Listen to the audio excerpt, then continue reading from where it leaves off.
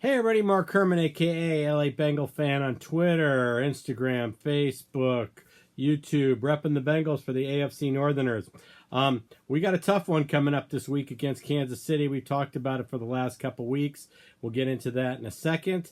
Let's go through, first of all, who's practiced and who hasn't. We had a lot of injuries last week and then a couple roster moves. So first, today I was really surprised Auden Tate was cut.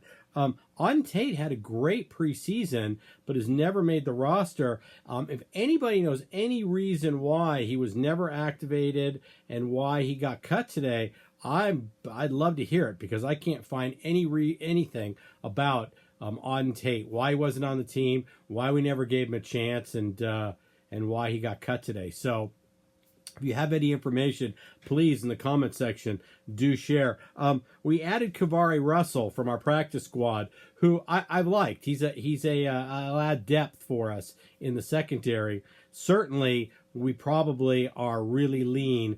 Look, after dealing with all the injuries we had last year at the last week at the end of the Steeler game. So, going through who practiced, Ross practiced in full. Sean Williams, AJ, CJ, and Vinny Ray were all limited today in practice. So I don't know how many of them. Limited usually means they play, but it also means they're on the edge. It only takes one hit and they're out of the game. Denard, looking at our guys that are going to be out, Denard, Giovanni, Vigil, Croft, Price will all be out this week. They'll all be inactive. Price is out of his walking boot, and so that's progress. I don't see him coming back until after the bye. There's been nothing on the timeline as to when Price is coming back. So that's where we're at. So you can see we're pretty lean with Williams limited and Denard definitely out. We need Kavari Russell. So that's what we're looking at this week. Common thread between our two losses has been no sacks in those games. We didn't sack Cam Newton at all, and we didn't get any sacks on Ben Roethlisberger. So that's a common thread, and if we're having any chance to even make this game competitive, I don't know that we need to sack Mahomes, but we certainly need to try and contain him. The work of the defensive ends, keeping him in, he does a lot of his damage when he's just ad-libbing and playing backyard football. So we need to keep him kind of pinned in. We were flexed to prime time this week, which doesn't please me. I actually have a friend who's very close with the Schwartz family, and it doesn't thrill the Schwartz family either, or Mitchell Schwartz. So the Kansas City Chiefs weren't real thrilled about the flex either. This gives them back-to-back Sunday night games. Football players are creatures of habit, and this just messes with their routine. Initially, I thought, we might be the benefactor of a letdown game because they just went to New England and lost a very close game, but had a good showing in New England. Maybe they were keyed up for that, and this will be a letdown. I don't see that happening.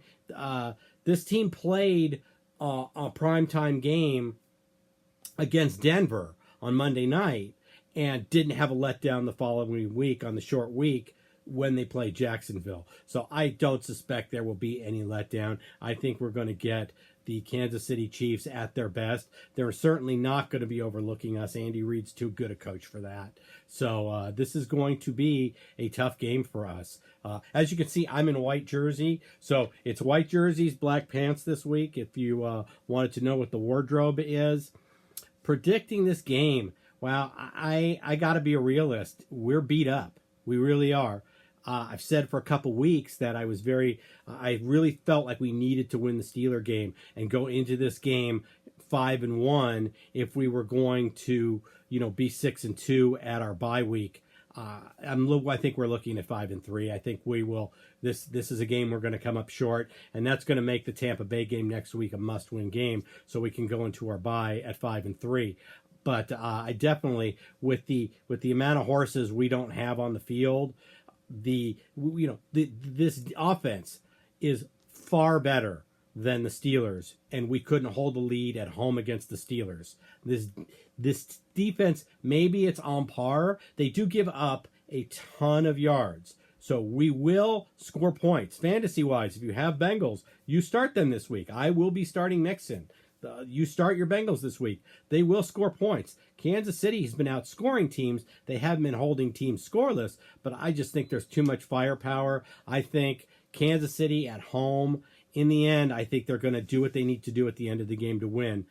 This is going to be very similar to probably the Atlanta game, where last team with the ball maybe wins the game, but I just have a feeling that we're not going to escape Arrowhead with the win. I would love this team to prove me wrong, but that's my guess, is that we're going to come home 4-3 and have to beat Tampa Bay next week. So that's my prediction.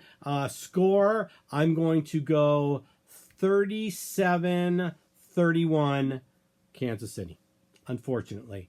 So lots of points, lots of stats. I would love to be wrong, but we'll see. I'm just being a realist. I don't want you to... People won't take any of my predictions seriously if I constantly pick the Bengals. So this is a week... I've said from the beginning that this was going to be a tough order for us to go into Arrowhead and win. It's not that we can't do it. It's not that we don't have a puncher's chance, but this is a game we certainly...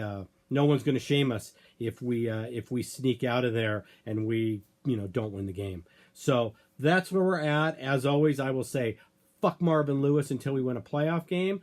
Fuck Mike Brown until we get back to the Super Bowl. And I will try to have, it's an evening game. I'm not sure where I'm watching the game. I will try to have a video up after the Kansas City game on Sunday night.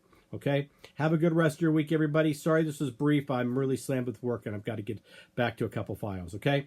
Take care, everybody.